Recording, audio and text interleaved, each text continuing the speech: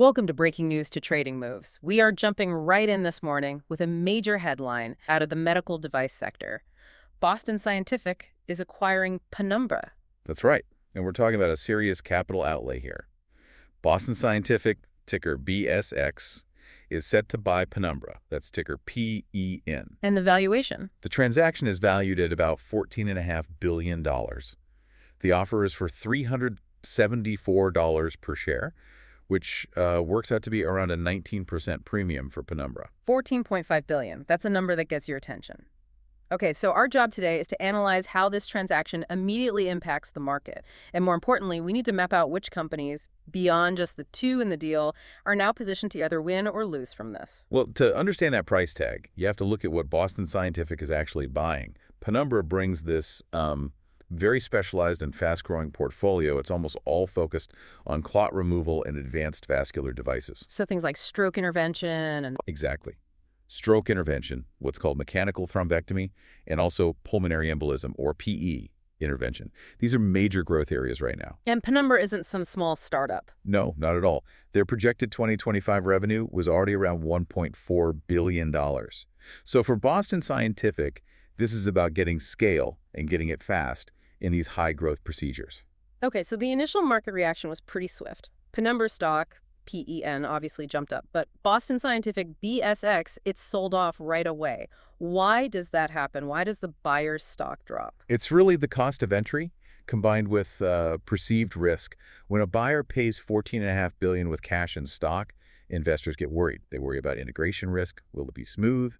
They worry about the debt BSX is taking on. And then there's the near-term earnings per share, or EPS, dilution. Which just means the profit gets spread a little thinner for a while. Precisely. The market tends to penalize the buyer until they can prove the long-term strategic gain was worth that short-term financial hit. Okay, let's look at the broader picture then. This isn't just about two companies. It's seen as a catalyst for the whole medtech space. We've identified three core reasons why people are watching this so closely. The first one is probably the most immediate for traders. This deal instantly re-rates the valuation of the entire clot removal and neurovascular space. When a big strategic player like Boston Scientific pays that kind of premium, $374 a share, it forces analysts to look at all the comparable companies and, well, adjust their models upwards. So it's not that Penumbra was just cheap, it's that now the whole peer group might look undervalued if they have similar growth. Exactly right. The math of the buyout just sets a new benchmark. Right. The second major point is the competitive pressure this puts on rivals. Boston Scientific didn't just buy a product, they bought a platform. Right. They get immediate scaled entry into these markets by plugging Penumbra's devices into their huge global distribution network. That's a powerful combination. You've got specialty R&D meeting massive commercial reach. It is. And that combination means competitors are now facing a much tougher landscape. They'll have to spend more on their own R&D or maybe look for their own acquisitions just to keep pace. And what's the third point? The third point is about the wider M&A environment. This deal might signal a more constructive M&A climate for healthcare devices going into 2026. After a quieter period because of high interest rates, a big deal like this suggests the major players are ready to open up their wallets again for the right assets. So that helps lift other potential targets. It can, yeah. And it also helps the market sort of distinguish between who the likely buyers are and who the likely targets are. All right, let's turn this into something more concrete. Who actually stands to benefit from this deal? We've broken it down into three groups of potential winners. Let's start with the most direct ones, the other device makers, the so-called next bid candidates. Yeah, the logic here is pretty straightforward.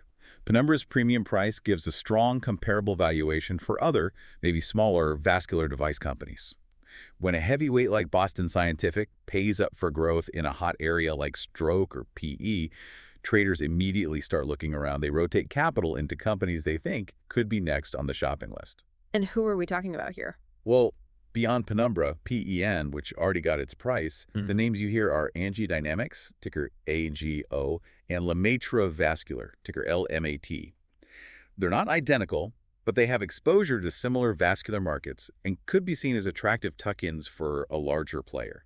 So a rising tide lifts those specific boats. Okay, category 2, the other big players, the large cap medtech platforms. How do they win? Well, a deal like this signals confidence, right? Confidence in the M&A market and in the growth of these procedures. So even if these large companies don't make a move tomorrow, investors might start to factor in that they can upgrade their portfolios. That can help their own stock price. So who's in that group? These are the names you'd expect. You've got Stryker, ticker SYK, Medtronic, MDT, and Johnson & Johnson, J&J. All of them are in this space in some way, and they're all now looking at the new BSX and Penumbra combination and figuring out their next move. And our third category of winners is a little different. It's not the device makers, but the providers, the hospitals. Yeah, this is a longer-term benefit, but it's very real. The growth in thrombectomy is all about getting more patients treated faster. When you have more innovation and more commercial scale from a big player like this, it can speed up adoption of these procedures. More procedures over time means more volume for the procedure-heavy hospital operators. And that's good for their bottom line. It is. The companies mentioned here are HCA Healthcare, ticker HCA, and Universal Health Services, UHS.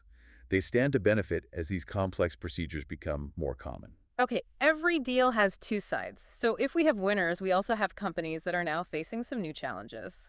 Let's talk about the potential losers, starting with, funnily enough, the acquirer itself. Right. As we said before, Boston Scientific, BSX, is facing immediate negative pressure from investors.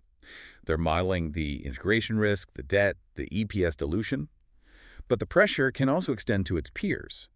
The market might worry that the price BSX paid was so high that now everyone has to pay a lot for growth, and that can weigh on valuations. So who else is in that basket? Well, obviously Boston Scientific, BSX, but also a company like Medtronic, MDT, has a huge portfolio and is often doing deals, so it's sensitive to shifts in the M&A pricing environment.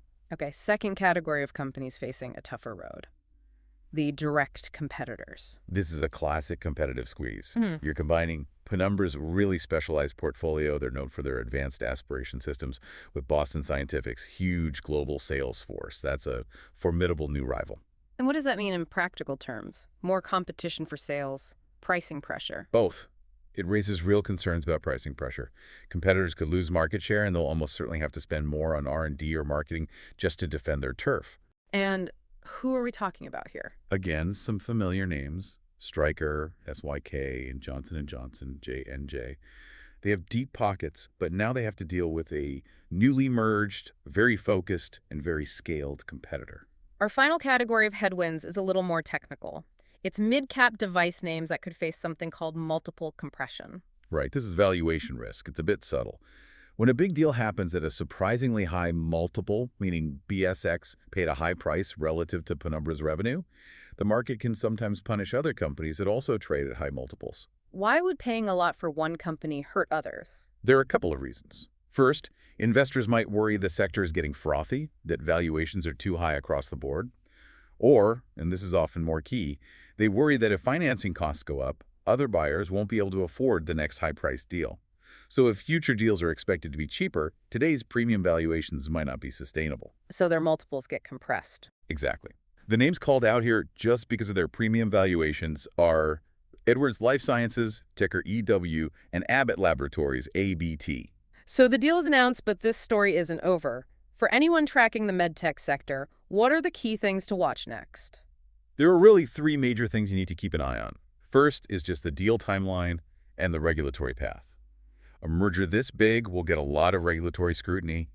Any delays or changes there could be a headline risk for both stocks. Okay, what's second?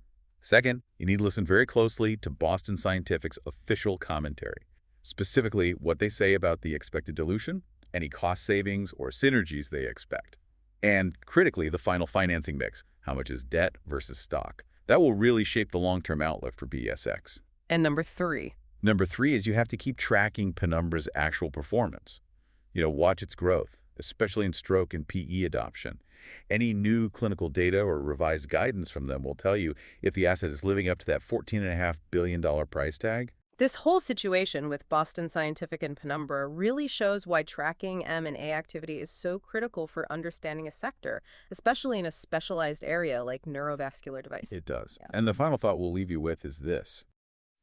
As you consider this consolidation, think about the patient. How might centralizing this technology accelerate access to treatment for people having a stroke or a PE? But on the other hand, What's the trade-off? Could it limit future innovation from the smaller companies that often drive those initial breakthroughs? And finally, our required disclaimer. This content is not financial advice, nor is it a recommendation to buy or sell any security. This discussion purely conveys the opinion of the author of the material reviewed. Thank you for joining us for Breaking News to Trading Moves.